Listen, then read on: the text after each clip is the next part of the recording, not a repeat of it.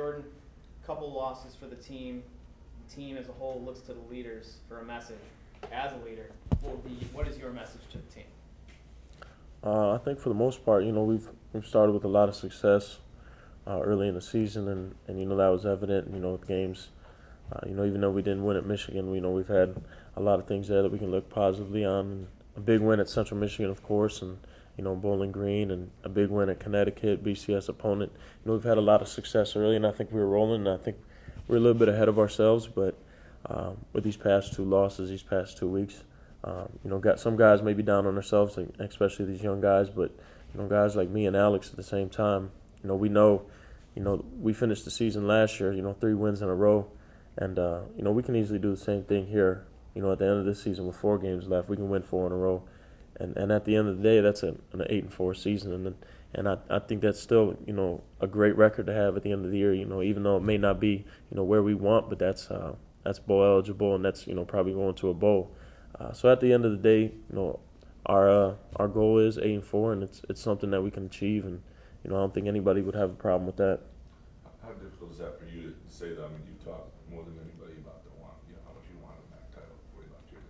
To this point in the year, to acknowledge 8-4, and not that 8-4, but something other than a MAC title is probably the goal. I don't know. I struggled with it a little bit, especially this past week, Sunday, and just asking myself, what could I have done better? What didn't I do, or how did I help this team get to where we wanted to be? But we all have to face reality eventually, and that's where we are right now, with this season and with this team, and we still have great things going on for this team, and the chance to be 8-4, it's still a great season, like I said before, and you just have to move on, and right now that's where we're at, and all we can do is look up. We've hit rock bottom. I mean, honestly, we can either close the doors and hang our heads after what's been going on these past 2 weeks, or we can just keep moving and get to 8-4 and go to that bowl game like we want to, and I think that's what a lot of the guys want to do. So just changing up how we're doing things this week, and having a new outlook on the season, it's the only thing we can do. You guys look like somewhat of a tired team Saturday. Is there a point when you play 79 plays that you've kind of done all that? Is there a point where your legs don't feel as fresh? Are there games like that? And do you feel, is that part of the reason you think the offense doesn't look quite as crisp as it did? I think that might be some of the reason, but that's not most of it. Even at Bowling Green, I may have felt a little bit tired, but I think at the same time it's more of our rhythm and starting fast, and when you see games like like Bowling Green and like Central, how fast we jumped on those teams. Even going back to last year at Ball State, how fast we were able to jump on teams offensively and just get the ball rolling. And you see the outcomes of those games. Even Central Michigan this year, we scored, quick touchdowns against them, and you can see the outcome of that game. How it turns out in the Bowling Green game, especially too. And I think these past 2 weeks we haven't been in the rhythm like we've been, at the beginning of the season, and I think that's hurt us a little bit, and at some points we're out there, and before you know it, it's a 3 and out. So I think we're not being as effective in the passing game and in the running game as we could, and we've lacked some of these big plays, that we've had at the beginning of the year, and it's a little bit on us. I had 2 drops at Northern, which didn't help, and that was early in the game. When it was, I want to say 0-0 maybe.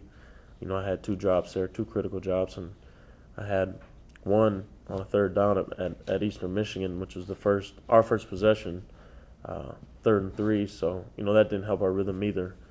So we've just been thrown off a little bit as far as our rhythm, and when we have an offense that works like ours does, and if we can get clicking and get going quick, then we can be effective. But when that doesn't happen, that really hurts us. What do you equate those to? I mean, is that some of the fatigue or trying to do too much, or what? I mean, to have those 3 drops. I think it's the drops, or I think it's trying to do too much. I've caught enough balls here, that I know how to catch the ball, but I've caught enough where I want to do something after the catch. So I'm kind of looking ahead of myself and not focusing, concentrating on what I should be first, and that's catching the ball. You're not very far from some pretty big historical records at this university. If any of those you weren't aware, you said a couple weeks ago about some of that stuff, but are you kind of aware as you move in on DeMarco and get out there with right now where you're at? After Matt Canada mentioned it, I've seen it. At the beginning of the year, I've known, how much I need for this and that. But at the same time, you want to win as many games as you can, regardless of, records. So, as he mentioned it, I noticed it. But, as long as we can win and keep going and get to that 8-4 and get to a bowl game, because I've been to 2 bowl games, but I haven't had a chance to play in any of them. So, that would obviously be nice.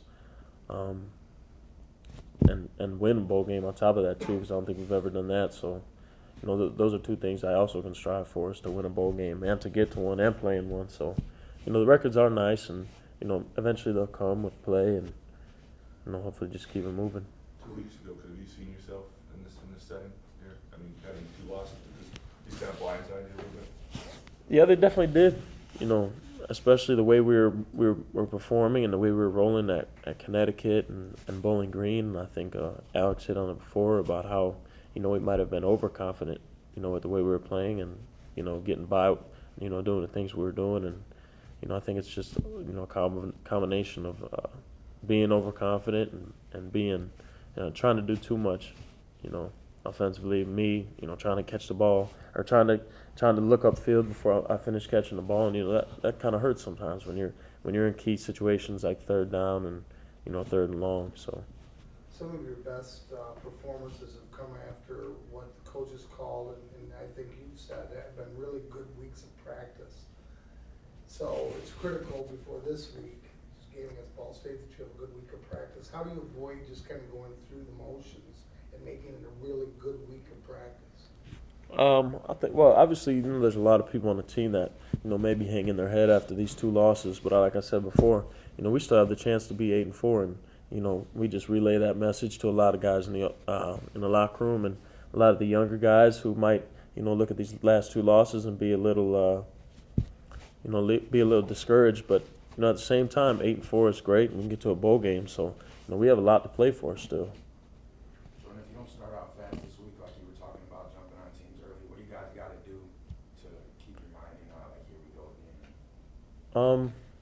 I think start off fast. If we don't start off fast in the first quarter, start off fast in the second quarter, and if that doesn't happen by halftime, which it will, then we'll have to start off fast at halftime. Get it done in the second half, which I don't think will be a problem, because there's a lot of guys on this team with new outlooks, like I just said, and we're all facing reality with where we're at with these 2 losses, and we realize what we can do and what we can accomplish. I think it's important. We've played good at home this year. We've had great wins here, and it's been nothing but fun to play here this year. So I think it'll be a big boost to our confidence. To see our fans again and play in front of the home crowd, and get another win under our belt. Joe, can I ask a follow-up about the records? Tell us a little more how that feels to be on the verge of these records, because your path there was not maybe with the injuries and stuff like that was a little bit different than most guys take. So.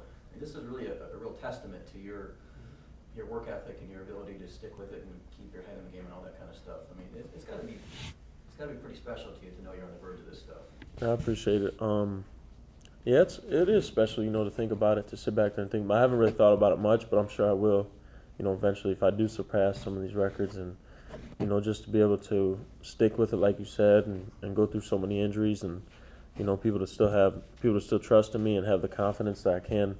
Perform on the field, and, not giving up on me when I've been injured once and been injured twice. And, it's just a real testament to these coaches, and, trusting in everything I can do. And at the same time, trusting Tim when he was here, trusting in me, and, Alex trusting in me to do things. And guys like Juan and Rob, who are on the other side of the ball, helping taking some of the coverage away from me sometimes to be able to get these catches. And, it's just a culmination of everything that's, went on, and a lot of people that have been here and who have helped me get, to where I am today. And Kyle Blecka just, getting me through rehab, even though it may have been tough, and, just support from guys on the team and staff, everybody everywhere. It's just, a big family, and they've all helped me get to the point where I'm at. It hasn't just been me, going out there and catching the ball from, Joe Schmo or whoever might be out there throwing it, or whoever might not be out there helping. So, it's just a lot of people involved